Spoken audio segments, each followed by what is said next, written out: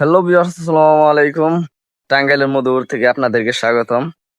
প্রাকৃতিক সৌন্দর্য যদি উপভোগ করতে চান তাহলে কিন্তু অবশ্যই এরকম মনোরম পরিবেশে কিন্তু আপনাকে আসতে হবে।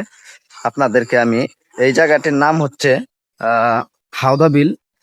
আর এটা হচ্ছে টাঙ্গাইলের মধুপুর কাকরাইল গ্রামে অবস্থিত।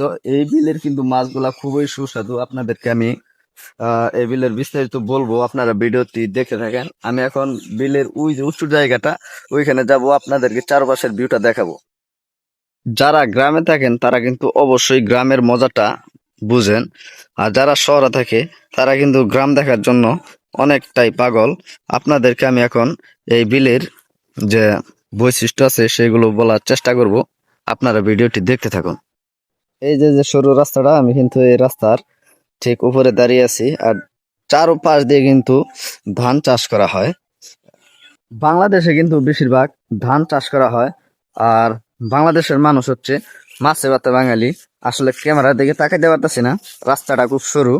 আপনাদেরকে আমি এখন বিলের যে মাঝারি সাইজের একটা উঁচু জায়গা আছে সেইখানে গিয়ে আপনাদেরকে পুরো জায়গাটি দেখানোর চেষ্টা করব। আপনারা যারা আমার ভিডিও পছন্দ করেন অবশ্যই কিন্তু একটা সাবস্ক্রাইব করে পাশে থাকবেন পরবর্তী ভিডিও দেখার জন্য।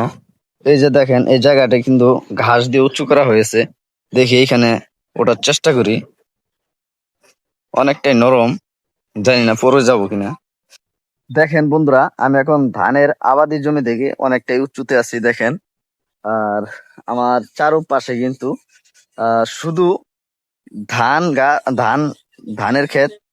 আর এইখানে কিন্তু অনেক মানুষ কিন্তু এই ধান চাষ করে কিন্তু স্বাভাবিকভাবে আয় করছে।